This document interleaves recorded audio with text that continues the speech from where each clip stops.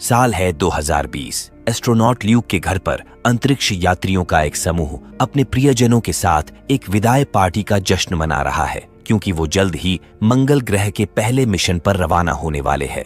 उनके सभी प्रियजन और परिचित उन्हें अलविदा कहने के लिए उपस्थित हैं। इस पार्टी में जिम भी आता है, हालांकि उसे आने में थोड़ी देर हो चुकी थी। जिम एक पायलट है और ये मिशन मूल रूप से उसका था, लेकिन उसकी पत्नी बीमार हो गई और उसकी जगह ल्यूक को चुन लिया गया। ये मिशन जिम का सपना था, इसीलिए ल्यूक दोषी महसूस करता है, लेकिन जिम उसे शुभकामनाएं देता है। जिम कल्पना करता है कि वो मंगल ग्रह पर है और सभी के जाने के बाद वो सैंडबॉक्स पर अपना पैर रखता है। 13 महीने बाद क्रू मंगल ग्रह पर सिडोनिया नामक एक जगह पर उतरता है। एक रिमोट कंट्रोल रोवर ने आसपास के पहाड़ों का विश्लेषण किया और उनके स्थान से 16 किलोमीटर दूर एक संरचना का पता लगाया। उन्हें पहाड़ की चोटियों पर एक चमकदार चीज दिखाई दे रही थी, और जब क्रू ने उसका विश्लेषण किया तो पता चला कि ये बर्फ जैसा कुछ है, और अगर ये बर्फ है तो उन्हें उम्मीद है कि पहाड़ के नीचे एक पूरा जल भंडार हो सकता है। वो पृथ्वी की परिक्रमा कर रहे विश्व अंतरिक्ष स्टेशन को संदेश भेजते हैं, जहां वुडी, उसकी पत्नी टेरी, फिल और जिम मौजूद हैं। वो उन्हें बताते हैं कि वो असामान्य पहाड़ का पता लगाने के लिए बाहर जा रहे हैं। क्रू रोवर लेकर संरचना के पास पहुंचता है। तभी अचानक वो अपने संचार प्रणाली पर एक धीमी ध्वनि सुनते हैं, जिसे वो गलती से रोवर का हस्तक्षेप समझते हैं। वो पहाड़ का अध्ययन करने के लिए एक रेडियो तरंग रडार का उपयोग करते हैं, जो पूरे पहाड़ के नीचे धातु की उपस्थिति को दर्शाता है।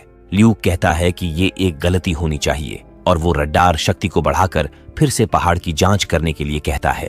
तभी पहाड़ से एक तीव्र एनर्जी पल्स निकलती है और उनके सभी उपकरण काम करना बंद कर देते हैं। अचानक पहाड़ के चारों ओर एक विशाल बवंडर उठने लगता है, जो इतना शक्तिशाली था कि उसके साथ चट्टानें भी हवा में उड़ने लगती है।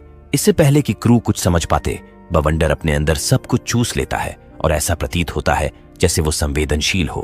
क्रू पीछे हटने लगता है, लेकिन तभी बवंडर सरगेई, रेनी और निक को मार देता है। सौभाग्य से इस घटना में ल्यूक जीवित रहता है। जब बवंडर शांत हो जाता है तो एक विशाल धातु का चेहरा सामने आता है। इस घटना के परिणाम स्वरूप अंतरिक्ष स्टेशन को ऊर्जा के एक अत्यंत शक्तिशाली विस्फोट का पता चलता है और क्रू एक आपातकालीन बैठक का आयोजन करते हैं।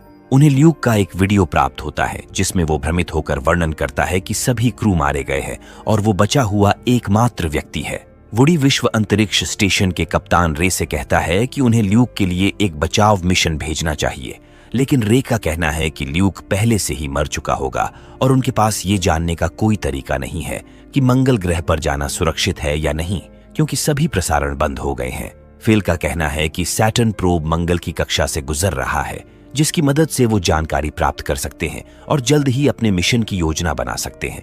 जिम बताता है कि उसके पास एक योजना है, वो पहले से ही गणना कर चुका है और पता चला है कि वो अंतरिक्ष यान के वजन को कम करके और अधिक फ्यूल लेकर जल्दी से मंगल ग्रह की कक्षा तक पहुंच सकते हैं। हालांकि रे को नहीं लगता कि ये एक अच्छा आइडिया है, क्योंकि रे जिम पर भरोसा नहीं करता, सिर्फ इसीलिए क्योंकि उसने अपनी पत्नी को खोने के बाद कुछ शेष मनोवैज्ञानिक परीक्षण नहीं लिए थे।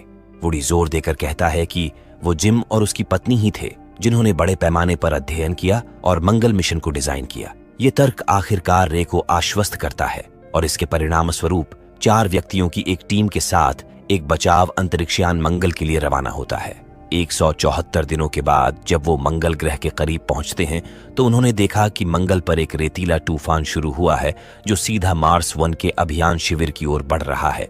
इसलिए अब उन्हें निर्धारित समय से पहले आगे बढ़ना होगा, नहीं तो तूफान पूरे ग्रह को कवर कर लेगा।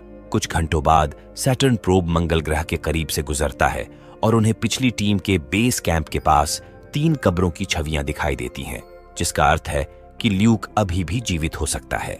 वो उस स्थान को देखते हैं जहां से एक एनर्जी पल्स आई थी और ये पल्स अभी भी चल रही थी, जो उन्हें लगता है कि यह प्रोब के साथ एक समस्या है, क्योंकि 6 महीने पहले आया भूकंप ऐसा नहीं कर सकता था। हालांकि जिम को नहीं लगता कि ये एक भूकंप था। कैप्टन रे क्रू को मंगल पर लैंड करने की इजाजत दे देता है। लैंड करने से पहले जिम पुराने वीडियो देखकर अपनी पत्नी को याद करता है। मंगल ग्रह पर कदम रखना हमेशा से ही उसका सपना था, क्योंकि उसे यकीन था कि वहां कुछ अथाह है, लेकिन बदकिस्मती से वो कभी पूरा नहीं हुआ। इसलिए अब जिम उन सवालों के जवाब प्राप्त करने का इरादा रखता है जो वो चाहती थी। जब क्रू मंगल पर उतरने की तैयारी कर रहे थे, तभी अचानक माइक्रोमीटियोरॉइड जहाज से टकराते हैं, जिससे फील के हाथ में चोट लग जाती है और जहाज में छेद हो जाते हैं।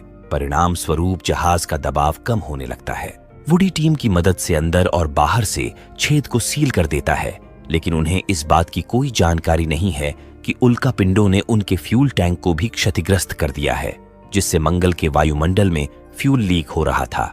जैसे ही वो इंजन को फायर करते हैं तो एक विस्फोट होता है जो उनके जहाज को नष्ट कर देता है।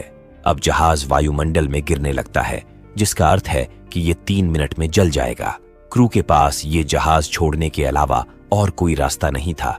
तभी उन्हें एक सप्लाई मॉड्यूल के बारे में पता चलता है जो मिशन मार्स 1 द्वारा कक्षा में छोड़ा गया था और उनसे केवल 1 किलोमीटर दूर था। क्रू ने फैसला किया कि वो स्पेस वॉक करके सप्लाई मॉड्यूल तक पहुंचने की कोशिश करेंगे। खुद को एक दूसरे से बांधे हुए वो बाहर निकलते हैं, लेकिन पता चला कि सप्लाई मॉड्यूल बहुत तेजी से आगे बढ़ रहा है। वुडी ने फैसला किया कि वो अपने जेट पैक में सभी फ्यूल का उपयोग करके मॉड्यूल की तरफ पूरी गति से उड़ान भरेगा और एक ग्रैपलिंग गन वायर लेगा जिसे वो मॉड्यूल के साथ जोड़ देगा।